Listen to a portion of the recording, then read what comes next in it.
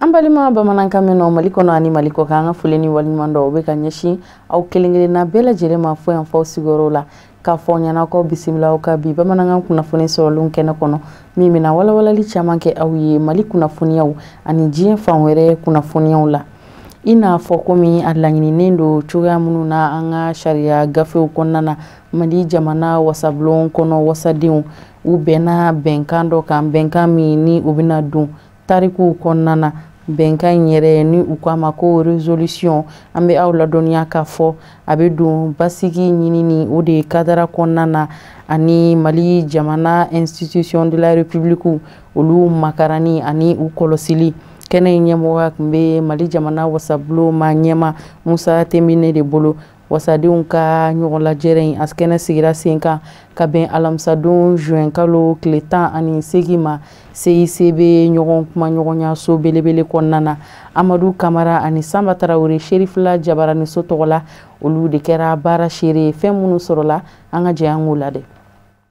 Mali wasadenw ka kɛɲɛ ka baaraw bolo datugu ye u ye yamaruya sɛbɛn dɔ ta bi u ka lajɛrɛba dɔ senfɛ min n'an b'a wele ko résolution n'a bi don jamana basigi hukumu kɔnɔna na. Assemblée bɔra sisan ka I y'a fɔ cogoya min na ka a hakilina di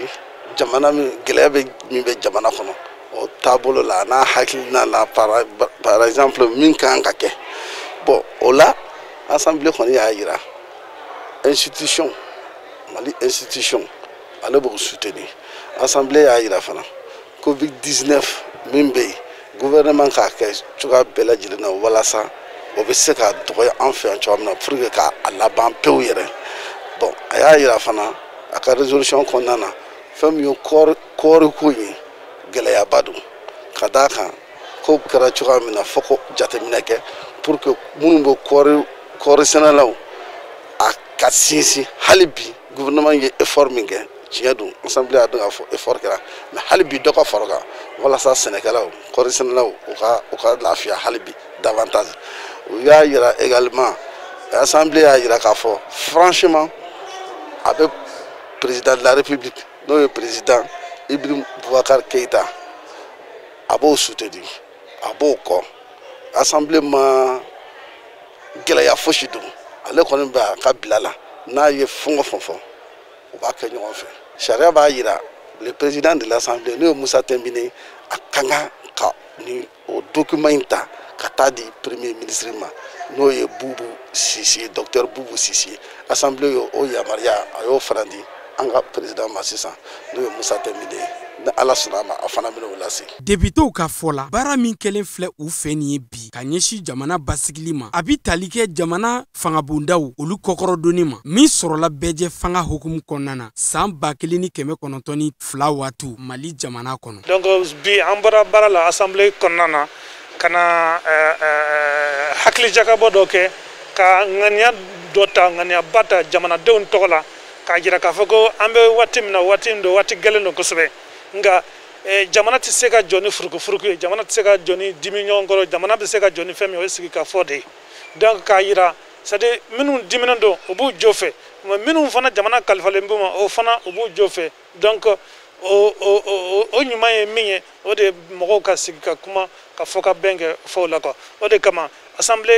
ye jamanadenw ka lasigidenw de ye donc jamanadenw tɔgɔ la an wulila ka nin hakilina sɛbɛn yira k'a fɔ ko awɔ sariya ye fɛn minnu yamaruya an ko o kɛ sariya ye fɛn minnu kɔn an ko olu to yen hali ni sariya bɛ se ka kɛ c'est vrai yɛlɛma bɛ don fɛn bɛɛ la sariya dɔw bɛ yen i bɛ taa sɔrɔ olu tun bɛ se ka waleya san 92 kɔnɔna na mais an bɛ don min na ko bi yɛlɛma nana don ɲɛnamaya kɔnɔna na donc olu sariya an bɛ se k'a fɔ ko o dati bannen don nka ni kura t'an bolo an wasa don kɔrɔlen de la. Ka aw ladɔnniya k'a fɔ ko Mali wasadenw u ka nin baara ɲɛbila hukumu kɔnɔna na u ye sanga kelen tasibila kɛ ka ɲɛsin an ka finitigilaka minnu binna Jabali marabolo kɔnɔ ale ni wasabolo ɲɛmaba ale ba n'o tanyana k'a kɛ ka ɲɛsin u ma wasa daba ala bɛ se ka lahara sɔnsumaw ye cogo min na baara ninnu bɛɛ lajɛlen jele kuncɛra nin debitew kɛlen ka nin sɛbɛnfura in ta maa 99 fɛ maa 13 olu ma sɔn ka I bolo kɔrɔta ni yamariya sɛbɛn ye maa 2 y'i tɛgɛ kɔrɔta a kɔnturu la baaraw kɔni bɛɛ lajɛlen kuncɛra nisɔndiya ni bonya kɔnɔ. Fanga ɲinitɔ minnu ni olu kun fanga fara ɲɔgɔn kan wasadensigi kalata tɛmɛnen walasa ka se ka wasabulon kɔnɔna lasɔrɔ an bɛ aw ladɔnniya k'a fɔ ni olu ka listi RPM URD ani ADEMA PSG politiki tɔn ninnu ɲɛmɔgɔw u jɛra ɲɔgɔn fɛ ni ka kunnafoni di kɛnɛ dɔ sigi sen kan min ɲɛnamayara u fɛ ka bɛn alamisadon juin kalo tile 18 ma a kɛnɛ in sigira sen kan Kati conseil de cercle de kɔnɔna na a sigi yɛrɛ laɲini tun bɛ tali kɛ fɛn min kan u ni kunnafonidilaw ni ɲɔgɔn cɛ walasa ka se ka walawalali kɛ wasadensigi kalata tɛmɛnen o kɛcogoyaw kun kan Kati cercle la kɛrɛnkɛrɛnnenya la Mande commune rurale kɔnɔna na ani wulikajɔ baara minnu ni olu fana bolodara u fɛ ka ɲɛsin jamana sariya sunba kɔlɔsiyɔrɔ cour constitutionnelle yɔrɔ u ye ɲɛfɔli kɛ olu fana na an ka jɛ an ka lamɛnli kɛ Seydou Ɲare ka ɲininkali galama la. Ani ministre fana kun ye kangarama da dɔ kɛ ka ɲɛsin gouverneur mo ka ɲɛsin préfet mo ka ɲɛsin sous préfet mo ka yira k'a fɔ ko mɔgɔ min bɛ baara kɛ bureau de vote la n'o ye président n'o ye assesseur ye k'olu mɔgɔw k'u tɔgɔ kana se ka yɛlɛma cogo si la a yɛlɛmali o condition k'o ɲɛfɔ loi électorale fana b'a ɲɛfɔ cogo min na donc maintenant a kun y'o lettre ci olu ma mais o bɛɛ kɔfɛ an y'a ye k'a fɔ yɛlɛma donna la an kɛlen ka yɛlɛma in lakɔlɔsi an ye mun de kɛ an taara Kati préfet ba ɲininka fɔlɔ nka an y'a mɛn k'a fɔ ko a ka décision k'a yɛlɛma dɔ donna la a y'a yira an na k'a fɔ ale ye décision min ta le 12 mars o décision yɛlɛma don la an bɔra yen fɛnɛ an taara Kalabankɔrɔ sous préfet fɛnɛ fɛ yen an y'o fɛnɛ ɲininka ko préfet décision min ta yɛlɛma don la an bɔlen an taara Mande secrétaire général fɛ yen ale fɛnɛ y'a yira an na k'a fɔ ko papier min kɛra yɛlɛma min donna mais ale t'a dɔn yɛlɛma kɛra yɔrɔ min na min ye yɛlɛma k'ale t'o dɔn mais an dun ye décision min bɛ yen o décision ale ka cachet de b'o la wa o décision min yɛlɛmanen don fɛnɛ an y'a ye o de affichelen bɛ mairie la fɛnɛ wa o décision mɔgɔ minnu tɔgɔ b'o la an y'a la kɔlɔsi k'a fɔ k'olu de tun bɛ bureau de vote fana la n'o ye bureau de vote 76 ye o bureau de vote kɔnɔna na dalu wɛrɛ jumɛn min bɛ se k'o fana sɛbɛntiya o ye k'a fɔ an y'a dɔn k'a fɔ o kɔfɛ fana ko mɔgɔ minnu bɛ yen n'u tun bɛ bureau de vote la ni wari min bɛ d'u ma jamana yɛrɛ fɛ k'a fɔ u ye tile baara min kɛ k'o wari d'u ma o wari o sɛbɛn n'o ye état de paie ye an y'o fana sɔrɔ o état de paie ani liste min bɛ affichera an y'a sɔrɔ olu ye kelen ye mais olu ni préfet ta tɛ kelen ye o b'a yira k'a fɔ préfet ka décision de yɛlɛmara mais a ma jɔ secrétaire général la ma jɔ mɔgɔ si la donc an y'o de papier fara ɲɔgɔn kan komi n y'a f'i ye cogo min na Nara mara la a ɲɔgɔnna de tun delila ka kɛ en 2013 donc Mali cour constitutionnelle yɛrɛ y'a ye k'a fɔ ko commune dɔ bɛ ko Falu o sous préfet tun ye préfet ka décision yɛlɛma donc maintenant cour constitutionnelle en 2013 a ye o commune o élection bɛɛ annulé donc n'o ye 46 bureaux de vote bureau 46 o annulé en 2013 o kɛra yen a wagati la mɔgɔ min tun ye cour constitutionnelle président ye o ye Amadi Tama Kamara de a wagati la en 2013 donc fo mɔgɔw ka faamuyali don a la k'a fɔ ko a ɲɔgɔnna kɛra ka tɛmɛ en 2013 bon ni fɛn min ɲɔgɔnna kɛra a bɛ fɔ o ma jurisprudence olu de bɛ fara ɲɔgɔn kan ka document bɛɛ fara ɲɔgɔn kan o de kama an ye sɛbɛnna don ka ɲɛsin an ka cour constitutionnelle ma parce que ni ko kɛra n'i bɛ jamana kɔnɔ jamana min bɛ ni sariya bɛ yen a fɔlɔfɔlɔ ye min ye sariya ye min fɔ i bɛ tɛmɛ o sira de fɛ u ka se ka marifa ta u ka se ka muru ta u ka se ka bese ta parce qu'il faut toujours user des moyens légaux pour ka se k'a fɛn an ye an ka kɛrɛfɛ jamana caman na élection kɔfɛ u ye besew ta jamana cira parce que caman tɛ yen u tɛ tɛmɛ samara sariya sira fɛ ni sariya sun dun bɛ yen bɛɛ kan ka taa tɛmɛ o sira de fɛ a ye min fɔ i sɔnna i ma sɔn mais i bɛ tɛmɛ sariya de fɛ o ka se ka kiiri tigɛ i yɛrɛ ye an tɛmɛna sariya sira de fɛ o sariya de y'a yira k'a fɔ en 2013 a ɲɔgɔnna kɛra ale yɛrɛ delila k'o cours rendu a yirala k'a fɔ fɛnɛ bureau de vote minnu bɛ yen an ye papier mun nadon k'a bureau de vote a président na assesseur k'a mɔgɔ bɛɛ yɛlɛmara donc n'o yɛlɛmara fo k'an bila an ka droit kɔnɔna na donc o y'o de kɛ mais ka tila ka yira fɛnɛ k'a fɔ ko nin t'a siɲɛ fɔlɔ ye ko élection a annulé Mande nin y'a siɲɛ filanan de maire sigi kalafili min kɛra o kalafili o annulé la Mande maire sigi min kɛra en 2016 le 20 novembre donc o kɔfɛ mun de tun kɛra o la secrétaire général min bɛ yen n'an y'a ka cachet ye nin décision kan o secrétaire général kelen de tun bɛ o waati la an ye mun fɛnɛ lakɔlɔsi fɛnɛ Musa Kamara n'ale de tun ye candidat ye nin député sigi na n'a sigilen bɛ Mande a wagati la min annulé la ale de fɛnɛ tun ka liste de annulé la en 2016 parce que ale de tun ye UMRDA tête de liste ye ale de tun taara ka kɛ maire ye mais a tɔɲɔgɔnw ni a tɔɲɔgɔnw bi kunun na adversaire kun don n'o ye Asma ye ani PIDS ani indépendant Kavu olu de fara ɲɔgɔn kan ka taa Mali cour suprême na cette fois-ci Cour constitutionnelle, Cour suprême en 2016, Cour suprême de élection annulée, nous communalier mandé marala. Donc on est ɲininkali kɛ ne kɔni ka faamuya la ne ka dɔnniya la k'a fɔ ko Mali bɛɛ kɔnɔ k'a fɔ ko commune ka sɔrɔ élection ka annulé ka tugu ɲɔgɔn kɔ ne bolo ne y'a mandé. An bɛ Mali jamana binakun sago ni ka don Burkina Faso jamana kɔnɔna na Bobo Julaso alisilamɛya dɛmɛtɔn Ansaru u ye jolidi kɛnɛ dɔ sigi sen kan jolidi soba kɔnɔna na min bolodara tile 2 kɔnɔna na ka ta juin kalo tile 13 ani juin kalo tile 14 na. An bɛ aw ladɔnniya k'a fɔ o ye ladakɔrɔ ye min bɛ sigi sen kan sanga ani waati Ansar ninnu fɛ. Baara in yɛrɛ bi don an fa ani an karamɔgɔba alisilamɛya dɛmɛtɔn Ansaru ɲɛjɔyɔrɔ a Seydi Sherifu Usmani Madani Haidara ale ka bangeli sanku bɛ ɲaɲaniw de kadara kɔnɔna na waleya in fura kosɛbɛ Centre Régional de Transfusion Sanguine ma ɲɛmaabaw fɛ. Fɛn minnu sɔrɔla an ka lasigiden kɛrɛnkɛrɛnnen fɛ min bɛ Burkina Faso kɔnɔ Lasini Sidibe o bɛ na ɲɛfɔ an ye Musa Fɔnba fɛ. Mɛ kalo tile 12 ye don kɛrɛnkɛrɛnnen ye don min ni silamɛya dɛmɛtɔ Ansaru b'o ta k'o kɛ Ala wale ɲuman dɔ ye u ɲɛjɔyɔrɔ dili la diɲɛ mɔ n'o ye Mali silamatɔnw ka fara ɲɔgɔn kan jɛkuluba au Conseil islamique du Mali ma ɲɛma ani Mali silama diinɛ ɲɛmɔgɔw ka fara ɲɔgɔn kan jɛkuluba groupement des leaders spirituels musulmans du Mali ma ɲɛma a Seyida Sherifu Usmani Madani Haidara bange don ye ka sanga ni ɲinanda ye Burkina Faso duguba filanan Bobo Julaso silamɛya dɛmɛtɔ Ansaru minnu bɛ u ye jolidiba kɛ min bɛ se ka to niw bi kisi wale ɲuman nɔ do Zamzami yu fɛnɛ ye a ka wulikajɔw n'a ka cɛsiriw la silamɛya sankɔrɔ tali la a n'a ka cakɛdaw minnu sigira sen kan ka kɛ sababu ye ka mɔɔw bɔ baarandanya la ɲumanyaw minnu kɛra fɛ ka ɲɛsin hadamadenya fɛnɛ mɔ bani bi wale ɲuman dɔn n'o de ye silamɛya dɛmɛtɔ Ansaru fɛnɛ fɛ san 2020 bangeni ɲaɲanu o bɛna ni kalo barikama ye ni o ye sunkalo ye silamɛya dɛmɛtɔ Ansaru Bobo Julaso Burkina Faso jamana kɔnɔ juin kalo tile 13 n'a tile 14 u ye jolidi in sigi sen kan ka sabu kɛ diɲɛ seleke naani donba kɛrɛnkɛrɛnnen min fɛnɛ ɲɛsin bɛ jolidi mɔ jolidila mɔ a bi bɛn n'o de fana ye. Wala an ye bɔla caman bi ka taa joliji kɛ hakilina min y'an bilala hakilina wɛrɛ tɛ san san n'ala y'an bɔra ka se 12 mai ma n'o ye karamɔgɔ ka anniversaire an bɛ joliji kɛ an bɛ ɲuman caman k'o kɔfɛ ka joliji kɛ ka mɔgɔw denw lakisi donc ɲinan ta bɛnna sunkalo ma bɛɛ b'a dɔn sunkalo kɔnɔ joliji tɛ se ka kɛ bon sababu la sunkalo banna an y'a kanu bi ka bɔ caman ka taa joliji anniversaire hukumu kɔnɔ pour que ka joli mɔgɔw ni lakisi toujours. Bon karamɔgɔ ka anniversaire nisɔndiya olu y'an bila la bon bi poste hakɛ min sɔrɔla mɔgɔw bɔra fo ka dépasser o ma se ka mɔgɔ yɛrɛ bɛɛ ta mais an ye poche min sɔrɔ ka di jolijilaw ma bi o bɛna poche 200 ma bon appel min b'an fɛ ka lase mɔgɔw ma mɔgɔw min ma se ka n'o joliji vraiment an b'a ɲini mɔgɔw fɛ ni joliji waati ninnu sera bɛɛ ka jija ka ne joliji mɔgɔ n'i ye joliji ka mɔgɔ kelen ni lakisi o ye kobale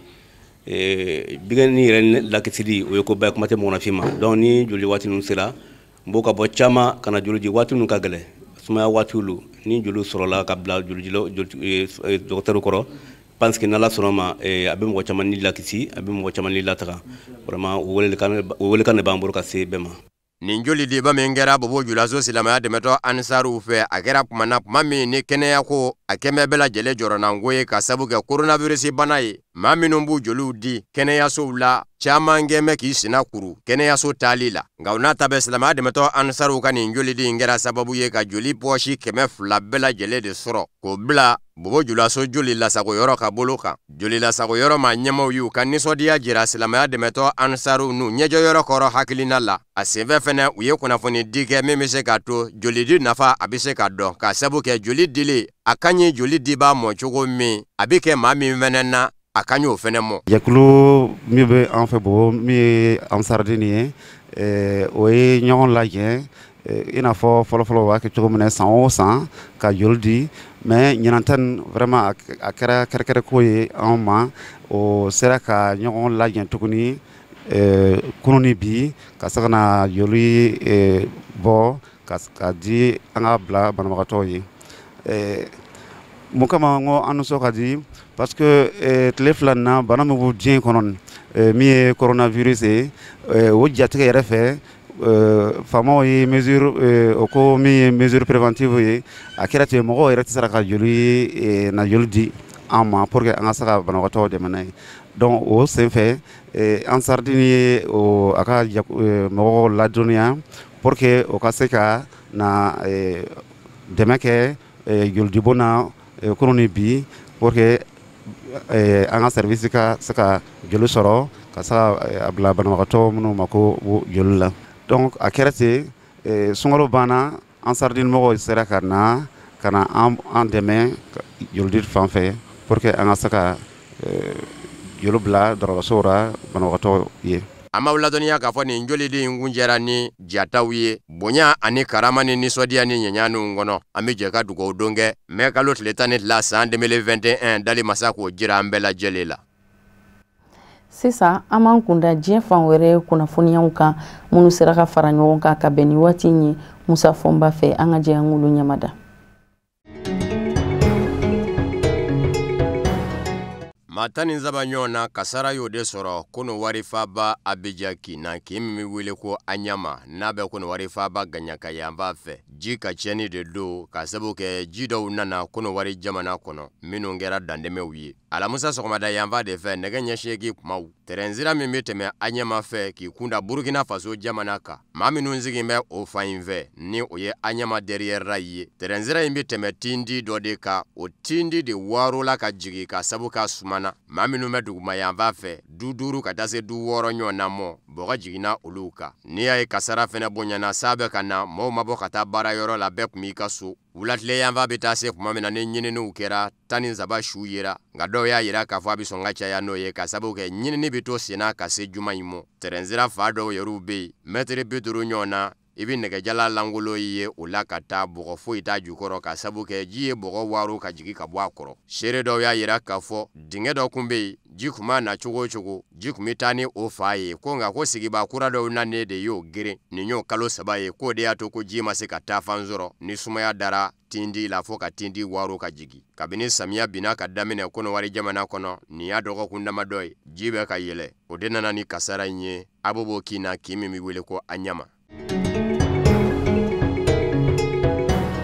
Laurent Kudu Gbagbo ka denmisɛnnin sɛbɛ Charles Blé Goudé ani min kun bɛ ɲɔgɔn fɛ diɲɛ selekɛnɛ ni setigi jamanaw ka kiiri bulon cour pénal international CPI la ni kɔsa in na CPI y'a jira k'a fɔ u ni bilali ka kan a ye laseli dɔ kɛ ka bɛn ni juin kalo tile 17 ye min senfɛ a bɛ k'i sara Konowari maa ɲɛmaw la a ko ale bilama jɔrɔn bɛ a b'i n'a fɔ Konowari ka denw yɛrɛ dama sigin bɛ ka ɲɔgɔn kɔnɔ a barata jamanakuntigisigi kalata an n'o cɛ ye panko kelen ni ɲɛ waawa ye a ko ale bɛ ka fɛn minnu kala bɔlɔlɔw sanfɛ a n'a bɛ ka fɛn minnu ye a ɲɛ la Konowari ka denw yɛrɛ dama ni ɲɔgɔn cɛ a b'i n'a fɔ san da mankan kɔfɛ o ma maaw sɔn hakili la a ko Konowari ka denw k'a dɔn k'a fɔ Konowari man ka siri kalata dama la ko n'ale y'i miiri minnu kan ka maaw wele ka taa kalata ye olu de bɛ ka ɲɔgɔn fara kunnafoni sɔrɔ sira kuraw sanfɛ bi ko n'i ye sɛbɛnninw lajɛ ka jigin ka bɔ u yɔrɔ dɔrɔn k'i bɛ sin k'a ye ten k'a fɔ bɛɛ sigilen bɛ ka bɛɛ kɔnɔ perekuni maaw bɛ sin ka kari ɲɔgɔn na a ko mankan n'a tɛ maaw ni ɲɔgɔn cɛ ko maaw b'u jɛ ni ɲɔgɔn ye bilen ni mugu ni kisɛ ye ko mankan ta mi yɛrɛ sɔrɔ bɔlɔlɔ ka jamanadenw ni ɲɔgɔn cɛ ko bawo ko bɛɛ sigilen bɛ n'i ta ye a ko san 20 labanw minnu tɛmɛna Konowari jamana kɔnɔ gwɛlɛyaw nana na cogo minnu na k'u dɔnna o dɔ kɛra de dɔ ko k'a b'i kanbɔ jamanakuntigisigi kalata senfɛ dɔ y'i can k'i jɔ k'a man kan k'o k'i kanbɔ a ko kumana filiw minnu ye Konowari jamanadenw sɔrɔ kunun ko k'u na segin o fili kelen ka bi wa a ko bi diɲɛ selekɛnɛ ni setigi jamanaw ka kiiri bulon cour pénal international CPI ale jabajɛ ale ni Laurent Kudu Gbagbo ko nka k'u tɛ se ka don u fa jamana kɔnɔ walasa u ka don u fa jamana kɔnɔ fɔ u ni jamana maa ɲɛmaw ka ye bɛnna fɔlɔ san caman kɛlen kɔfɛ jamana kɔ kan a ko nka o kɔrɔ tɛ ale b'a fɔ k'a bɛ ŋwara da jamana maa ɲɛmaw la ale kɔni y'a ɲini u fɛ a ka d'a ye a ka don a fa jamana kɔnɔ n'o ye Konowari ye Konowari maa ɲɛmaw de bɛ jateminɛ kɛ ale nacogow kun gansan a ko nka ko fɔ a ka dɔn k'a fɔ gwɛlɛya o gwɛlɛya fɛɛrɛ bɛ sɔrɔ gwɛlɛya wulili la a ko maaw ni ɲɔgɔn cɛ jɛ kɛlɛ bɛ kɛ bi sini ye bɛɛ ye ɲɛnamaya yɛrɛ dan b'o dacogo la a ka fɔ la a ko kuma na fɔ maaw ka yafa ɲɔgɔn ma o yafa fɛnɛ kɛcogo bɛɛ ka limaniya de b'o dafa nka jateminɛkɛla dɔ bɛ ye politiki binna ko ka ko Mamadu Abibu Karamuku ale ko ni Charles Blé Goudé ye a jira k'a fɔ a fa jamana doni ka d'a ye ko a man ka bali o la kɛ ka sabu kɛ jamana sariya sunba Konowari jamana kɔnɔ o y'a jira k'a fɔ a man kan Konowari ka den kelen ka diyagoya to jamana kɔ kan a ko nka a ka kan jamana ɲɛmaaw fɛnɛ k'a dɔn k'a fɔ Konowari ka den min natɔ don jamana jamana kono aka nali tigɛ baasi ye jamana fɛnɛ mɔ. Charles Blé Goudé y'a yira k'a fɔ ale ka kiiri min jatigɛra a kɔfɛ kono wari ma ɲɛmaw fɛ k'a jira k'a fɔ kalata kɔfɛ man ka senfɛ k'a ye tiɲɛni kɛ ni kunda a ko ale b'o bila politiki binaku de kan ni politiki binaku y'a fɔ ɲɔgɔn kɔ o t'a bali k'a ka se ka ɲɔgɔn faamu wa politiki kelen de bɛ se ka to a bɛ ɲɔgɔn faamu o kuma na ale ka o ɲangi o min y'o ye ale b'o ye i n'a fɔ politiki ɲangi o yɔrɔ in de ma bɛn Mamadu Abibu Karamɔgɔ ma ni ale ye politiki binaku jateminɛbaa ye a ko COJEP ma ɲɛma Charles Blé Goudé ka o kuma o min y'o ye a ko a ɲi kɛn bɛ sɔn ka falakɔnɔ bin tigɛ ye ka sabu kɛ n'i ko e ka jaki kiiri binaku ka ko ni wari jamana kɔnɔ k'o ye politiki kɛlɛ ye o b'a jira k'a fɔ danfara min kan ka don fangaw ni ɲɔgɔn cɛ bɛnkan fanga ka fɔ la jamana ɲɛmaa ka fanga kiiritigɛlaw ka fanga wasablo fanga o danfara ma labato jamana ɲɛmaaw fɛ jamana ɲɛmaaw dun bɛ ka jira diɲɛmaa la k'a fɔ bɛnkan fanga bɛ ko ni wari jamana kɔnɔ o bɛ kɛ sababu ye k'olu ɲugun i la n'i ye nin n'a ɲɔgɔnna kuma fɔ o kumana ko Charles Blé Goudé o yɔrɔ min y'o ye ale Mamadu Abibu Karamɔgɔ ka fɔ la n'ale ye politiki binaku jateminɛbaa ye fili kuma don Charles Blé Goudé yɔrɔ a ka lajɛ a ka ji dɔ kɛ a ka min nɔ o yɔrɔ ninnu fɔtɔ min bɛ se k'a to ko ni wari ma ɲɛmaaw bɛ se ka jɛn n'a bisimilali ye a faso kɔnɔ. Niger jamana manga wulila a kɔnɔ ka sabu kɛ jamanadenw bɔra kalama k'a fɔ nafolo min bɔra ko k'o do kɛlɛkɛmina da fɛ ka di Niger surasiw mɔ k'a nafolo ŋana mun na a kuma kun jayara kosɛbɛ nisɔngoya taamaw yɛrɛ ko u bɛ bɔ a la forobatɔ ɲɛmaw ye wele bila u kanubaw mɔ nka jamana ɲɛmaw ye lakana tigilamaw bɔ k'u caca jamana ɲɛmaw yɛrɛ nane a ye k'a fɔ jɔnga la wari donna fɛn da fɛ nka donna fɛn min da fɛ o ma ye ɲɛ la n'o ye kɛlɛkɛminaw ye sɛgɛsɛgɛli dɔ da yɛlɛla ka ɲɛsin wale ye mɔ o sɛgɛsɛgɛli fɛnɛ y'a yira k'a fɔ dongojuguya kɛra marché ditɔ nka maa minnu ye mina ɲini ka lase Niger ma ɲɛmaw mɔ olu de fɛnɛ wulilen bɛ k'u jɔ bi ka lapasaba ta ka da u yɛrɛ kan a ko bɛ cogo min na n'u m'u dafara u yɛrɛ kan u laban bɛ bolo bɔ u ka nafolo la u n'u ka lapasabaw y'a jira k'a fɔ Niger ma ɲɛmaw n'u ni ɲɔgɔn cɛ miliyari 18 kan ka di olu maramafɛn feerelaw mɔ ka bɔ jamana ɲɛmayaso yɔrɔ tarata tɛmɛnen lapasabaw ye a jira k'a fɔ a tɛ jamana sariya sunba fanji minɛni sariya ni o ye code pénal ye o fanji k'a fɔ u ko fɛn min ma ko surfacturation mina dɔ kan ka san 100 e ko o mina ye 1000 ye k'i bi maa minɛ o mɔ k'i tɛ se k'i bolomada sariya sen foyi ka Niger jamana kɔnɔ ka maa minɛ n'o ye u y'a yira k'a fɔ mina minnu ɲinina jamana ɲɛmaaw fɛ ni mina dibaw kun kan ka na n'o minɛnw ye a kɛra a minɛnw nana wo u mana wali kelen fankelen ma don tɔ k'a jɛ sariya sen min bɛ tali kɛ marché dili kan n'o ye code des marchés o t'a jira fansi k'a fɔ dɔ kan ka minɛ k'a datugu o kama jateminɛ de bɛ kɛ e min kun kan ka kɛ mina natibaa ye kun min y'a to mina ma na i bɛ mina ɲini cogo bɛɛ lajɛlen la ka na n'a ye n'i kan ka ɲangin fana n'o ye pénalité ye o fana bɛ da i kun ka sabu kɛ mina sumayara a ma jamana lasɔrɔ ko ninnu bɛɛ lajɛlen bɛ fɔ cogo wɛrɛ la min tɛ datuguli ye ni datuguli kɔni bɛ kɛ minandibaw ka lapasabaw ka fɔ la a tɛ kɛ olu kɔni ka mɔɔw fan fɛ fo n'a yɛrɛ jamana ɲɛmayaso mɔɔw fan fɛ minnu ɲɛsinnen kun don mina dibaw ma ta Mali mɔ n'olu kɛna kɛ ka dunni kɛ cogoya wɛrɛw la olu kɔni m'o fɔ février kalo labandaw la jamana ɲɛmaw kun y'a yira k'a fɔ u ye sɛgɛsɛgɛli dayɛlɛ ka sabu kɛ Mamadu Isufu jamanadenw wulilen ka jɔ ko mina min kun kan ka di surasiw ma ko minɛnw ma se sɛgɛsɛgɛli dayɛlɛ la wa sɛgɛsɛgɛli fɛnɛ y'a jira k'a fɔ jɔngwa la ɲaami kɛra sirakun na mina dibaw ani u ma taamabaw cɛ ka bɔ jamana ɲɛmayaso fan fɛ Farafina arabu yanfa jatigɛ wale bolo dabaw Al-Qaida o Maghreb islamique akemi a ɲɛmaaba Abdelmalik Drukdel Algérie jamana de juin kalo tile 3 Faransi surasiya minisiri muso y'a yɛrɛ k'a fɔ Faransi kɛlɛcɛw y'a fa Mali ni Algérie dancɛ yanfanw fɛ wa Al-Qaida o Maghreb islamique akemi yɛrɛ nan bɛ ja dɔ ta k'o bila bɔlɔlɔw sanfɛ min kɛn bɛ ka sɛmɛndiya k'a fɔ jɔngwa la u ka ɲɛmaaba fara dɛrɛ nka u y'a yira o ja in kɔnɔ k'a fɔ a sara k'olu ka baara to yɔrɔ min na ko tɛmɛna ka n'a ye yen Amerikikaw ka bɔlɔlɔ dɔ bɛ min bɛ jando jatigɛ wale bolo dabaw ka muɲukumanyakaw la o de ye Al-Qaida o Maghreb islamique akimi ka ja in da k'a bila min b'a sɛmɛndiya k'a fɔ u ka maa fara Abdelmalik Drukdel ale yɛrɛ de ye akimi tutigɛbaa ye farafina arabu yanfa jamanaw kɔnɔ a fara dugu min na Mali jamana kɔrɔ yanfa fɛ u bɛ wele ko Talandak ani Algérie dancɛ ye kilomètre damadɔ de Faransi lakanajakulu kɛrɛnkɛrɛnnen ni Amérique lakanajakulu kɛrɛnkɛrɛnnen service de renseignement de y'a ye k'a fɔ a bɛ taama sen fɛ Algérie ni Mali dancɛ la n'o tɛ caman gɛn ko mɛ ka jigiya k'a fɔ a bɛ sɔn ka ye Algérie dugukolo ka fa min fɛ o ye Kabili ye nka nin yɔrɔ in na ni u ye u to u ka subahana mansinw na k'a ye k'a fɔ a bɛ dugu ma mobili la u y'a susu ani maa caman bira a si kun bɛ san 50 la wa Aligérie ka de jatigɛ wale bolodabaw yɛrɛ la ma bɛ se k'a fɔ ale de kun y'a maa labanw dɔ ye ani minnu jɛra ka kɛlɛ bi ɲɔgɔn fɛ kɔni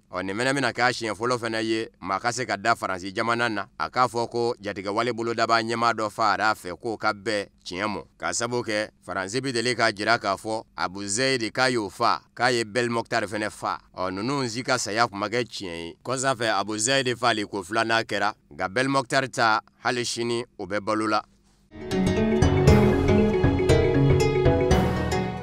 Somali ni marabolo Somaliland ni ɲɔgɔn cɛ sigikafɔ min kun bɛ senna Djibouti duguba la alamisa juin kalo tile 18 a kunjɛra Somaliland marabolo ɲɛma n'o ye Muse Bihi ye ani Somali ɲɛma ni o ye Mohamed Farmajo ye u ye kuma jan kɛ sigikafɔ la a kuma gwɛlɛyara kuma dɔw yɛrɛ Djibouti ma ɲɛmaw ni Ethiopie ma ɲɛmaw de bɛ surunani don na min bɛ se k'a to marabolo min kan bɛ k'a y'i yɛrɛ ta ka bɔ Somali jamana na Somaliland kabini san 1991 u bɛ se ka sigi ɲɔgɔn mɔ sigikafɔ min kun jɛlen filɛ nin ye u ni ɲɔgɔn cɛ Somali ani Somaliland a ma kɛ o n'a ɲɔgɔnna nisɔndiyaba ye ko maa bɛ se ka waso ni min ye nka bɛnkan dɔw sera ka tɛgɛnɔ bila sigiyɔrɔma 5 ɲɔgɔn na bɛɛ lajɛlen k'i kɛcogo dɔn ka kɛ basigi karamɔgɔ ye ka ɲɛsin ɲɔgɔn mɔ ko a ma ko code de bonne conduite ani ka sarati k'a ta min bɛ se ka to baaraw ka kɛ janko danaya ka bonya fan filaw ni ɲɔgɔn cɛ bɛnkan minnu kun tɛgɛnɔ bilala don dɛmɛnenw na ka lajɛ k'o bɛnkanw don ba la hadamadenya ɲɔgɔn dɛmɛ minnu kan ka kɛ fan filaw ni ɲɔgɔn cɛ olu siraw ka se ka nɔgɔya jɛkulu mankan dɔw sigira sen kan minnu dɔw bɛ kuma lakanako kun ka fan filaw ni ɲɔgɔn cɛ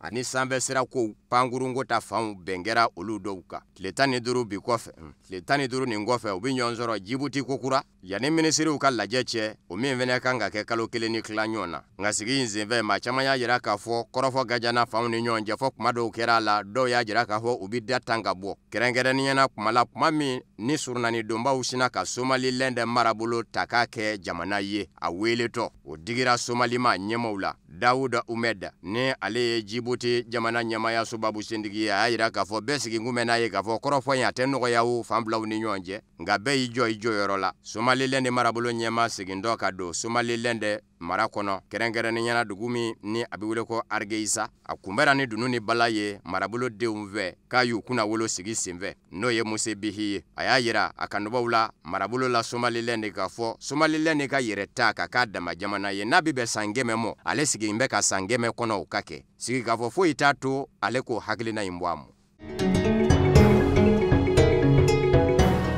Senegalikaw ka jamanaden Lamini Diack diɲɛseregɛnna ni sentigɛninjɛ boli farikolo ɲɛnajɛ ɲɛmaaba de kun ye ale ye Fédération internationale d'athlétisme nka bilama kɛbaa nɔfɛ k'a fɔ a n'a jɛɲɔgɔn 5 ɲɔgɔn na k'u to ɲɛmaya la u ye foroba nafolo du kiri min dayɛlɛla Faransi faba la Paris jakiw bɛɛ lajɛlen fɔlen ka ɲɛsin a mɔ a jakibaw fɛ ani foroba nafolo lakana kiri ɲɛma ni o ye parke ye kuma dira Lamini Diack ka lapasabaw mɔ olu ye kuma ta k'a jira k'a fɔ u b'a ɲini kiri ɲɛmaw fɛ jakiw bɛɛ ka bi ka bɔ u ka maa kan n'o ye Lamini Diack ye ka sabu kɛ foroba nafolo lakanaba kiri ɲɛma minnu bɛ yen n'o ye procureur ye parquet financier kɔnɔ u y'u ka jakiw bɛɛ lajɛlen fɔ tile damadɔ kɔnɔ nka danganiya tɛ u bolo min b'a jira k'a fɔ jɔngoa la Lamini Diack a ye nafolo minɛ Irisila jamana la k'i ɲɛ tugu Irisila jamana farikolo ɲɛnajɛ senegɛninjɛ boli kɛbaw ka kokolo dɔ kan u ye fɛn minnu dun n'o kun b'u kɛnɛya i ko dɛ u filanduw minɛ boli la o sɛgɛsɛgɛli kɛlen kɔfɛ n'o ma dankɛnɛmaya fɛ ko danganiya tɛ nin kɛra Lamini Diack yɛrɛ jakiba dɔw ka kuma ye u kɛtɔ ka kuma bila k'a fɔ ko i ɲɛ ka misɛn ka se kisa min na yɔrɔ dɔw bɛ yen u tɛ se ka na n'o danganiyaw ye o de y'a to lapasabaw fɛnɛ y'o balan o kuma kan lapasabaw y'a jira k'a fɔ u ka maa Lamini Diack n'a fɔra ko a ye sɛgɛsɛgɛli senzumaya ka ɲɛsin Irisila sentigɛninjɛ boli kɛbaw mɔ o bɛ se ka bɛɛ tiɲɛ mɔ ko barisabu ka d'a kan Lamini Diack mago kun bɛ nafolo de la a kun bɛ jɛkulu min ɲɛmaaya la ni o ye sentigɛninjɛ boli ɲɛnabɔli jɛkulu ɲɛmaaya ye nafolokondanya kun bɛ o la tiɲɛ don hakilimayala jɛlenya nasira kan tilennenya nasira kan a ka kan i ka jɛlenya kɛ ko nka k'a y'a lajɛ k'a dɔngɔ ta a ka tilennenya ni a ka jogo ɲumanya o ni nafoloko gwɛlɛya min bɛ jɛkulu la min nafolo sɔrɔ cogo jumɛn ka se ka jɛkulu ka baaraw nɔgɔya a bolo ka sabu kɛ n bɛ jɛkulu min ɲɛmaaya la nafolo tɛ a kɔnɔ k'a y'a dɔngɔ ta nafolo ɲinini de la ka bila jɛkulu ka bolo kan k'o kɔni kɛra yɔrɔ ye yɔrɔ min n'o ye lagosi se a mɔ nin ye lapasabaw ka kuma ye nka min ye jaki dɔ ye k'a fɔ nafolo min dira irisiw fɛ jango a bɛ ɲɛtugu sentigɛninjɛ boli kɛbaw ka sɛgɛsɛgɛli kan k'o nafolo dɔ taara k'o don jamana ɲɛma fangakono Abdoulaye Wade bini dafe kwa ye fanga sinamato ndeme noye laba sababu ya yira kafo dangani yate mashi bolo kibise kana noye ko yuruku yoro minu menebe lamini njake kelende maduru minu meni olu jaki mekula no lu no yira kula lamini njake to kalamo laba sababu kafola wale kelena sembala minu meka jaki bi noye parquet financier furuba nafolo la kana kere nyama ko olu maseka na no dangani ya yokumana ko minemanga ke ufenemo akala basabado ko metre bourdon oko furuba nafolo la kana kere nyama ye anyene kere jatige ba upe ko na dana umo sanduru kasoka dalla mininjaki ku ko griyara ko jugude ku kamiri mami shibe sambishege ani sanwolo blalna niye ni na nywana jaki daku kila baba tonifa ko kumana ku ba nyini farakolo nyana je kere jatige ba upe chiado farakolo nyana je binaku ka yuruku ko kera kamme sina foka na maunyugu farakolo nyana je ko yerela nuba fe ka nyeda kuradi farakolo nyana je mo ku kembe ka bere kurata yuruku keleli fe u kana fa ku bo demi bela jele bo olu kama la pasata la ni oye lamini njaki ka sabu ke ko datigi kembe ala tinza kabini sa 2015 sita yerelo ka bo farazi jamana dafe abarata Senegal jamana dendo mana ukatu lamini njak chokoroba akatse ka kanyana maya toni ke nabi fatu domina ka fatu asumo uteke kono abange dugu kolo kano ye Senegali besigi mbesaka kiri jatige ba ode ka dakurunya laba de makono Farafina tomba Union Africaine ma nyama ko ube anyini jurumani ndigi ufe une farafina jamana uche juru ka yafa ku binga boy pew meno ndise ka yafa ka dobo olu guriyala farafina jamana ukun farafina jamana juru bela jele farale nyonga dollar wari miliyari keme nani ni bikonondo ani sabani kunga mbendo jenselege nani warsoba bank mondial ka fola wa avril kalo temene jenselege nani warsoba bank mondial ya yara ka fo farafina fami nye farafima wulo fima munga fai nuko mako Afrique subsaharienne ko samuga ni durube unde gweleya mi yelicha unyena kubi songo de ye unyena nyina ka sabuke coronavirus banai farafina ma nyama ye anyene juruman digu fe ani setigi jamana ukeme ka barko minunda farafina jamana flakun Sudan ani Zimbabwe barko nununga yongo ukuna jango ubiseka nafolo soroku nyashi coronavirus bana kelelimo Cyril Ramaphosa ni oye Afrique du Sud jamana nyama ye farafina tomba Union Africaine nyama ya munumunu ndami meke jamana nyama oni nyonje abe ale de kabulu kabi wale de keme ka lanyini farafina jamana kono coronavirus bana be ma ba keme fladila ni o sigi roma keme biworo ani kele bebe Algérie Afrique du Sud Nigeria Egypte Ghana farafina tomba Union Africaine ka fola Faransi surasi ya ministri muso Florence Parly akalla nyini dangene mayara aye Ameriki ka waka kelebulu ota nyamaya so kono ota mi ne Ameriki ka uni nazarala tomba Union Européenne keme ka jira gafo abike banamini ngalamaye nazarala jamana uni irisila che ni irisila jamana kera binvenye uka ka kelebulu danuye Florence Parly ota jamana ministri minu nyeshime surasi ya mo luka nyongume simve akunya jira gafo aba sebe jirai ka nyeshin Turki jamana mo kasabuke mangado kera Faransi ni Turki ni nyonje kwasaina kwaji mime farafina arabu jamana uni nazarala che ko mer Mediterranee amabe Faransi ma nyama umo Faransi ka kuru dobe mununu nzalula o jiyinga kasabuke jenselege nani tomba Nations Unies keme ka jira ka fo barko daledu marama feku akana do libi jamana kono setiki jamana ubeka marama fe duningata libi famvla ubeka ke kanyongele kwani kelimanga okumana Faransi ka ukani nguru indebe ka jetemine ke ula wa kume ota fene kelebulu ka chise de fene fe mamina ni aye kuru do ye kuru minye sigana kurunye no kende ki doni maramafela ki kunda libi jamana ka kwa ba laje ko sege abita bala mina Turki ka kelege kuru shina ki nyeshi amo ninga ka gwele ubela jele nyeshi amo yele mba mimbe kuru na usina ko yele fene bela jele yiri Faransi kuru kate ningu jo kelege seka odema be Faransi jamana mo otan kelebulu secrétaire général Florence Parly datlula ki dajabala akunda feka kala do nyina ka bene pumai ngamanya mingo alabana ka son Faransi jamana ka la nyini mo ka sabuke nazara la jamana shegi nyona yibari Faransi kwaka kofo chinye ka fo Turki jamana ya ka kula ka sabuke umena ube kangarda Turki jamana yi ota jenani Faransi ka la nyini ye ka fo sega bina dayele ko yina chuko kunga jango ko kera chugo mina akase ka shido